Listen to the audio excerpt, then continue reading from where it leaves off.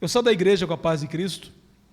É uma grande alegria estar mais uma vez com os irmãos, eu e a Silvia e meu filho Josué. De vez em quando a gente está aqui. Na verdade, de vez em quando, assim, eu perguntei, falei com o irmão, acho que foi o ano passado, né? Foi o ano passado que eu estive aqui pela última vez. E sempre é uma alegria. Eu trago um grande abraço dos irmãos lá nos Pimentas, que ficaram sabendo que eu estaria assim por aqui. E hoje eu vou pedir aos irmãos que abram suas Bíblias em Mateus capítulo 11. Mateus capítulo 11 é o nosso texto de hoje. Para quem não me conhece, eu esqueci de me apresentar, talvez tenha irmãos novos. Meu nome é Valdir, eu sou seu irmão em Cristo, congrego lá na igreja no bairro dos Pimentas, na cidade de Guarulhos, né? Já há um bom tempo lá. E aí eu acho que o Ailton me descobriu. Aí, dali em diante, de tempos em tempos, eu tenho esse privilégio de estar com os irmãos. Cantamos aquele cântico, descansando nos eternos braços do meu Deus, vou seguro, descansando no poder de Deus. Pois é, esse é o nosso tema de hoje, descansando no poder de Deus. Descansando. Então esse cântico é fácil a gente cantar, cantamos bonito. O difícil, pelo menos pela minha experiência, e eu acho que com a igreja, é de fato vivermos diariamente esse descanso que o Senhor nos proporciona. E por isso que hoje eu vou falar um pouquinho sobre isso. E a primeira parte que eu quero falar é que descansar é para os cansados. Alguém que não está cansado precisa descansar, né? Não está cansado. Mas descanso é para os cansados, e por isso que Jesus, na sua palavra, em Mateus 11, 28, olha só o que ele diz: venham a mim, todos vocês que estão cansados e sobrecarregados, e eu os aliviarei. Tomem sobre você o meu jugo, e aprendam de mim, porque sou manso e humilde de coração, e vocês acharão descanso para a sua alma, porque o meu jugo é suave, e o meu fardo leve. Quando esse texto foi falado por Jesus, o contexto estava na vida, até o irmão falou aqui um pouquinho, quando falou, acho que da coleta, estava na vida legalista que as pessoas lá na época de Jesus viviam. O legalismo que os fariseus e os saduceus, mas especialmente os fariseus, aqueles homens religiosos, eles tinham muitos preceitos, havia o mandamento de Deus, mas Jesus muitas vezes já tinha os acusado de que eles criavam muitos outros mandamentos legalistas, e que tornava o andar com Deus um peso. E é por isso que Jesus está falando, venham a mim, porque lá em Mateus 23, 4, ele diz, quando ele condena os fariseus, ele diz, atam fardos pesados, difíceis de carregar, e os põem sobre os ombros dos outros, mas não ajudam nem com um dedo. Ou seja, era um povo que tinha muito mandamento, muita cobrança, mas aqueles que cobravam, Jesus muitas vezes os chamou de hipócritas. Aliás, Mateus 23, versículo 1 diz exatamente isso. Na cadeira de Moisés se assentam os fariseus e os escribas. Vocês devem ouvir o que eles dizem, mas não façam o que eles fazem, porque eles dizem, mas não fazem. E realmente, um legalista geralmente é aquele que cobra do outro o que ele nem ele consegue. Eu conheço uma pessoa que, quando o filho, acho que a filha, não tira 10, ela cria um barraco, fica brava. Tirou 9, não vale, tirou 8, não vale, não tem que ser 10. Eu falo para o meu filho, eu quero que você estude. Eu não aceito menos que 7. Eu não aceito recuperação para quem só estuda. Mas eu não vou cobrar do meu filho algo que nem eu, quando era estudante, fazia sempre. E olha que, modéstia à parte, eu era um bom estudante. As matérias que eu gostava realmente eram 10. Mas as matérias como química, física, matérias assim exatas, era aquele sofrimento para conseguir o 7. E por isso eu não posso cobrar do meu filho ou cobrar de ninguém aquilo que nem eu tenho condições de fazer. Pois é nesse contexto que Jesus fala do vinde a mim os que estão cansados e sobrecarregados. Por quê? Ele diz, porque o meu fardo é leve, tomem o meu jugo. Jugo que você sabe é aquela trava, né, que unia dois animais, para que eles assim, geralmente animais assim, parecidos, né, para que eles fossem na direção. Então, mas por quê? Mas jugo é jugo. Jugo não deixa de ser um jugo. Mas por que o jugo de Jesus é leve? Ao contrário dos fariseus e dos líderes religiosos, Jesus está ao nosso lado, nos ajudando a carregar os pesos, tornando-os leves, nos ajudando, inclusive, a obedecê-lo. Por isso que ele disse, olha, eu vou para o Pai, mas um dia eu mandarei o Espírito Santo. E é esse Espírito Santo que vai te ajudar, e vai, inclusive, orientar, vai contar todas as coisas. Então, a grande sacada de Deus é que a gente, uma vez em Jesus, depois de passar pelos passos da fé, de crer, arrepender, batizar, confessar em Jesus como Senhor, ser batizado no nome do Pai, do Filho e do Espírito Santo, é que nós temos o Espírito Santo habitando em nós. E quando a gente vence aqueles pecados, às vezes tão complicados, e vai vencendo, é porque Romanos 8,13 diz que o Espírito Santo mortifica os feitos da carne. Também temos a palavra de Deus que nos orienta. Aliás, nós somos um povo privilegiado. Eu estava conversando com uma pessoa ontem, e ela falou assim para mim, mas na verdade você fala tanto da Bíblia, mas no século 14, 15, o pessoal era analfabeto, nem tinha inclusive Bíblia. Realmente era verdade, pelo menos boa parte da sociedade. Mas que bom que nós temos um exemplar da palavra de Deus tão acessível nos dias de hoje. Você sabe que, de vez em quando, aliás, eu estou para responder, alguém na África me mandou uma mensagem falando, estamos precisando de Bíblias. Teria como assim mandar? Claro, a gente sempre fica meio assim, porque nem sempre as pessoas estão com a boa fé, mas nós somos privilegiados porque temos todos os dias a palavra de Deus para nos ajudar a viver a vida cristã. Eu tenho um privilégio, todo dia de manhã, eu acordo lá em casa às 5:30 da manhã, eu pego a minha Bíblia e eu tenho um plano de leitura. Esse ano é Atos, acho que até alguns dos irmãos devem receber as leituras, e aquela leitura é a leitura que eu faço, de manhã, mais ou menos por uns 40 minutos, 1 hora, eu passo um tempo lendo a palavra de Deus.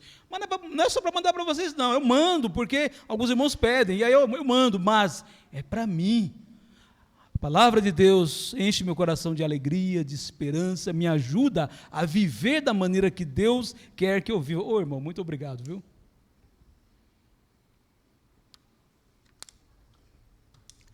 Nós temos a família de Deus nos incentivando também, uns aos outros. Por que nós estamos aqui?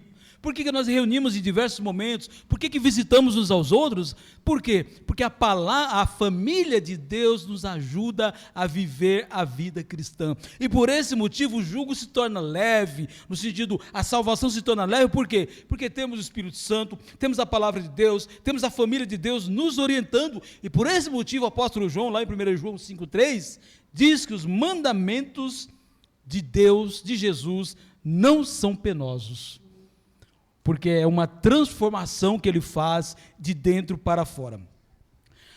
Há irmãos que pensam que estão salvos no domingo, logo depois que sai do culto, da reunião.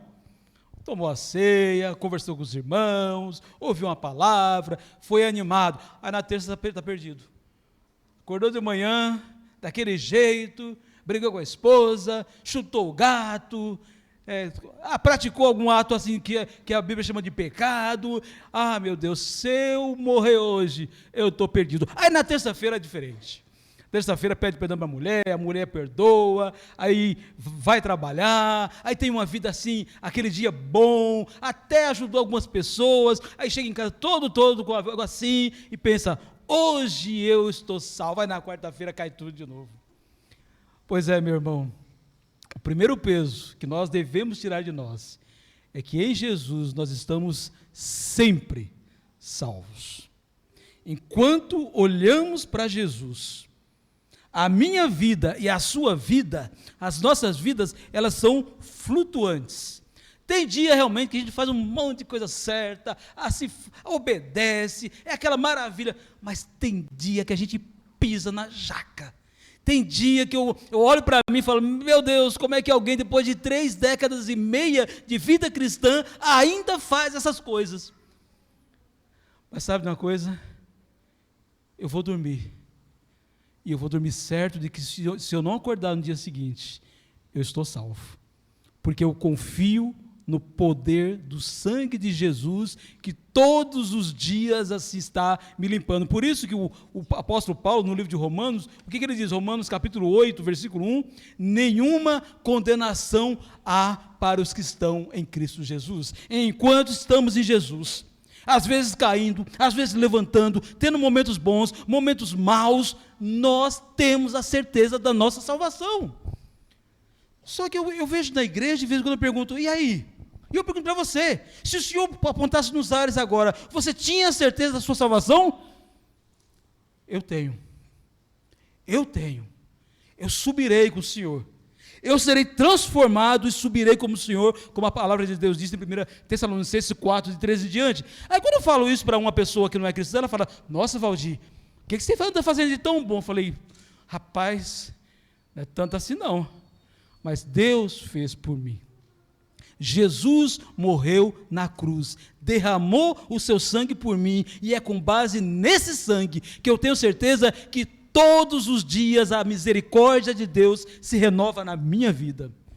Como é bom viver dessa maneira, descansando na salvação que há em Cristo, descansando na certeza que os nossos pecados não são fortes o suficiente para nos mandar para o inferno. Eles eram antes.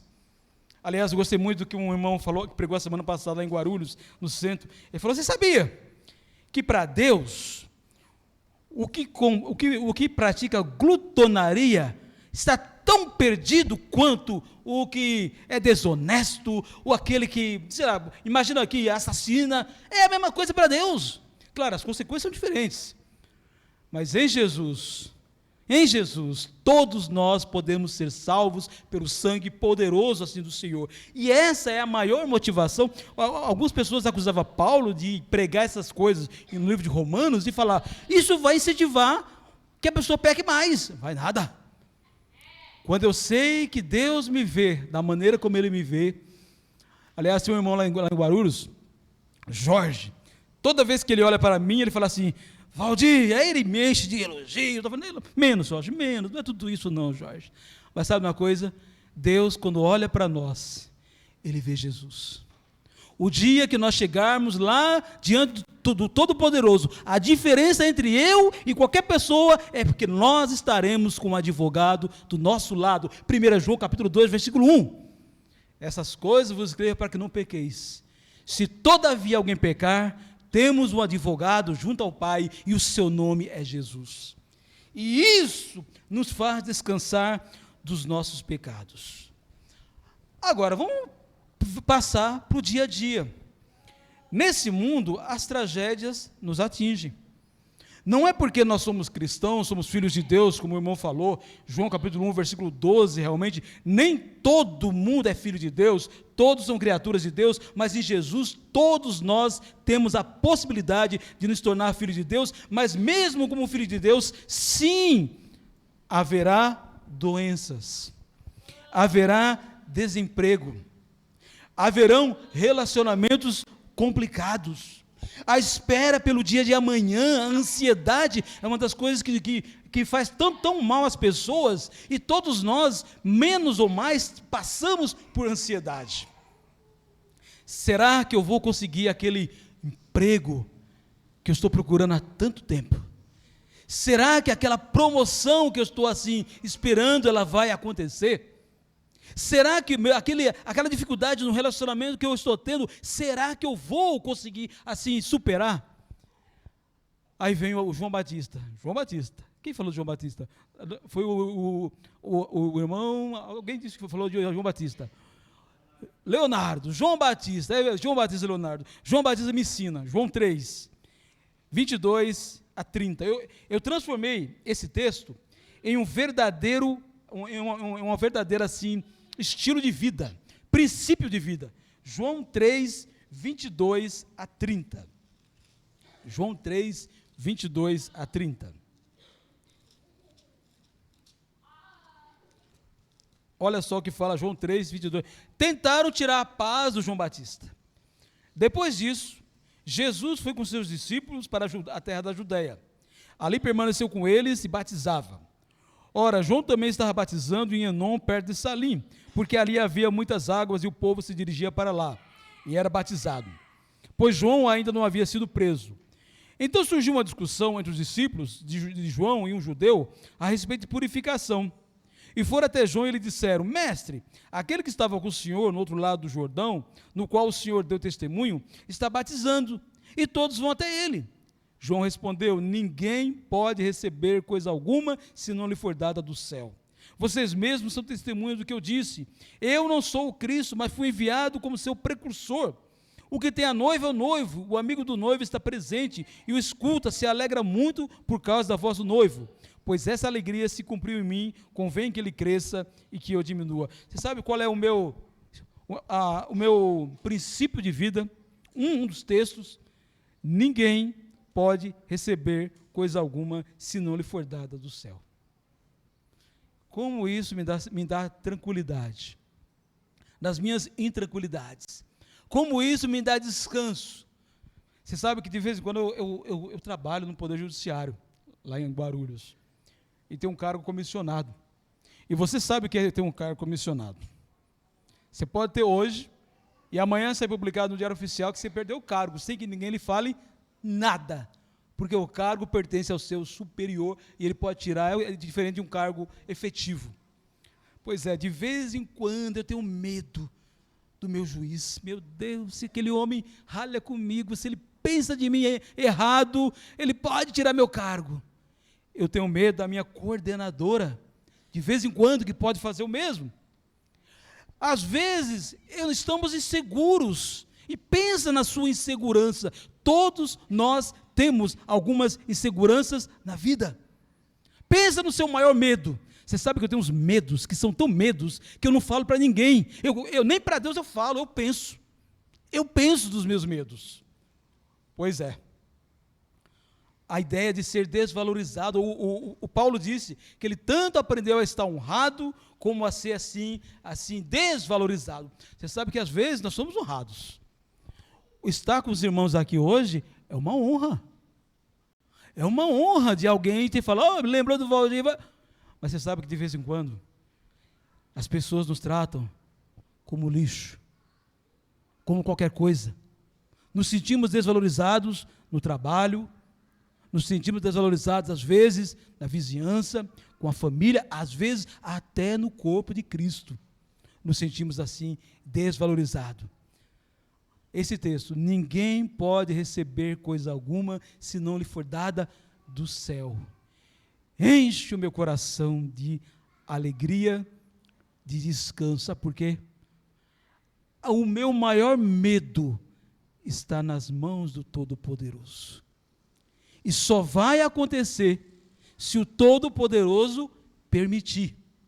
E se Ele permitir, a palavra de Deus me diz que todas as coisas cooperam para o bem daqueles que amam a Deus. Todas. Não somente a promoção, mas a queda também vai cooperar. Eu não quero perder. Mas eu sei que se perder, é porque no mínimo Deus permitiu. Se aquele medo que você tem, cada um de nós tem um medo, tem um receio, tem uma insegurança, meu Deus, o Jó, acho que é Jó capítulo 3, ele fala assim: aquilo que eu temia aconteceu, e todos nós temos certos temores. Meu irmão e minha irmã, se acontecer, está nas mãos do teu Pai, e aquele que nos ama fará com que aquilo coopere para o nosso próprio bem, porque é isso que a palavra de Deus assim diz para nós. Também como evangelista e evangelizador, você sabe que 2020, na pandemia, foi uma época complicada, mas foi uma época muito boa para mim. Eu estudei a Bíblia com 12 pessoas, dessas 6 foram batizadas. E a gente fica tão alegre. 2023 foi o ano também que eu estudei a Bíblia com mais ou menos essa mesma quantidade de pessoas. E sabe quantas foram batizadas? Nenhuma. E a gente que é evangelizador, dói, sente.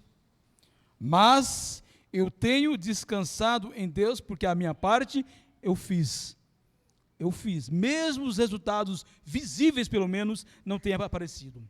Um conselho que eu dou aos jovens, para vocês descansarem, Lamentações 3:23, diz o seguinte, eu vou ter que abrir lá, que eu pensei que eu tinha colocado o texto todo, Lamentações 3:23, Lamentações, vou ter que correr, que meu tempo está acabando, Lamentações 3:23,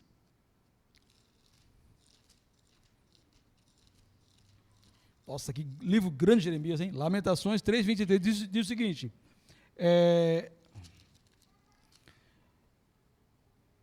na verdade 27, bom é para o homem suportar o jugo da sua mocidade, que ele se assente solitário e fique em silêncio, porque esse jugo Deus pôs sobre ele.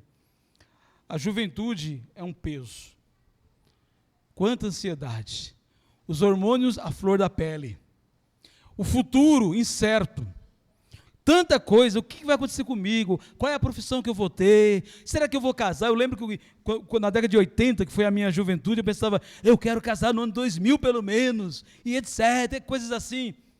O que o texto está falando? Bom é o jovem suportar bom é para o homem suportar o peso da sua mocidade, porque na mocidade, na juventude, há um peso realmente. Mas o que Deus fala para fazer? Se assente e fique em silêncio. Qual é a ideia? Pense bem antes de tomar as suas decisões, porque decisões tomadas na juventude, se forem erradas, podem ter reflexos para a vida inteira. Então é um peso. Descansa a sua juventude. Como? Pensa antes de tomar uma decisão. Não se deixe levar pelas emoções, pelos hormônios. Ouça o pai, ouça a mãe, ouça os irmãos em Cristo, ouça a palavra de Deus. E você vai aprender a descansar na sua mocidade. Ok, aí você vai me dizer, ok, nós somos livres do pecado, sabemos que tudo está nas mãos de Deus, como eu falei lá em João 3, o João Batista diz que nada, o homem tem aquilo que Deus dá. Se Deus não der, se não tiver, é porque Deus não deu. Todas as coisas cooperam para o bem daqueles que amam a Deus, mas olha só também o que Isaías, capítulo 40, que eu não poderia esquecer de falar desse texto, Isaías 40, 30 e 31. Isaías 40, 30 e 31, que diz o seguinte, os jovens se cansam e se fadigam, e os moços de exaustos caem, mas os que esperam no Senhor renovam as suas forças, sobem com asas como águias, correm e não se cansam, caminham e não se Olha só o que Isaías diz. Além de tudo isso, descansarmos porque somos salvos, descansarmos no que Cristo fez na cruz por nós, aprendamos a descansar esperando no Senhor. O salmista diz, esperei confiantemente no Senhor, Salmo 40, versículo 1, e Ele se inclinou para mim. Pois é, espera no Senhor. Um dia desses, o Senhor vai agir. Você sabe que na Bíblia, tem uma palavra que eu gosto muito, que é a palavra lembrou-se.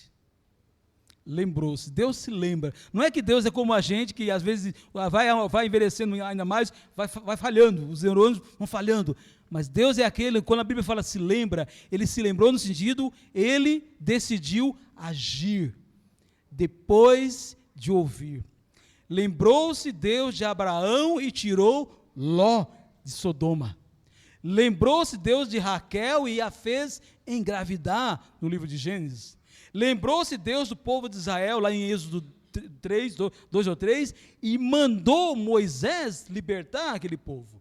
Lembrou-se Deus de Ana, que vivia sendo oprimida pela rival Penina, e ela engravidou. Lembrou-se Deus de Cornélio e as suas orações, no livro de Atos, e mandou Pedro para mostrar a salvação que Jesus tinha mandado. Pois é, Deus se lembra, e por isso a melhor coisa que existe é esperar no Senhor. Lembra? Jesus diz, batei e acharei, batei e a porta se abrirá, buscai e achareis. Então, buscai em Deus, esperai em Deus. Por isso que o salmista diz no Salmo 5, versículo 3, ele diz: de manhã, Senhor, ouves a minha voz, de manhã te apresento a minha oração e fico esperando. Ninguém que esperou em Deus foi decepcionado por esperar. Ele sempre vai agir no momento dele, na maneira dele. Agora, como última aplicação, eu tenho uma má notícia, uma boa notícia e má notícia ao mesmo tempo. Meus irmãos, o descanso total virá somente nas regiões celestiais. A gente pode confiar em Deus, descansamos dos nossos pecados, porque eles foram carregados na cruz do Calvário. Enquanto estamos em Jesus, nada vai a se tirar. A gente descansa esperando em Deus, buscando nele, especialmente através de uma vida de oração. Mas olha só o que o nosso último texto, Hebreus capítulo 4, versículo 8 a 11, nos diz. Hebreus 4, 8 a 11. Hebreus 4, 8 a 11, que fala que o descanso não foi o descanso da terra prometida. Olha só, 8. Ora, se Josué lhes tivesse dado descanso, não falaria posteriormente a respeito de outro dia. Versículo 9. Portanto, resta um repouso sabático para o povo de Deus.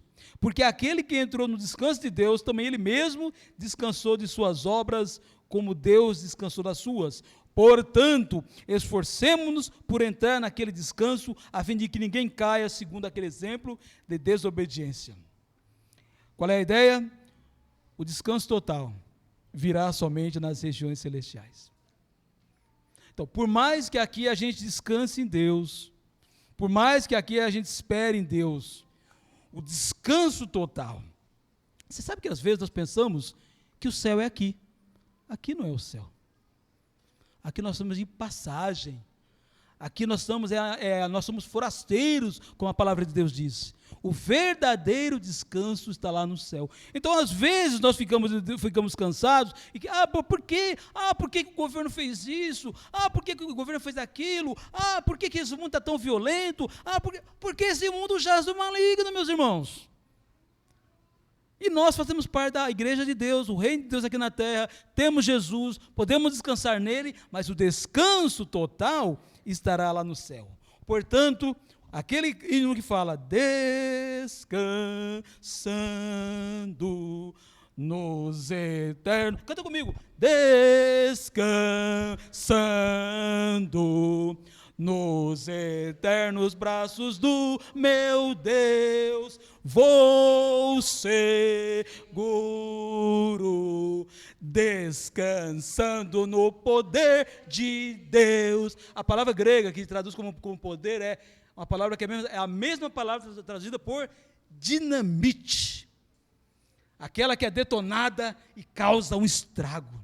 Nós descansamos na dinamite de Deus, porque descansando nele, ele é poderoso para nos manter, ele é poderoso para nos sustentar, e ele é poderoso também para nos salvar, porque sabemos que nossos pecados não nos mandarão para o inferno por causa de Jesus. A nossa vida está nas mãos de Deus. Tudo o que acontecer com a gente, no mínimo, precisa da aprovação de Deus.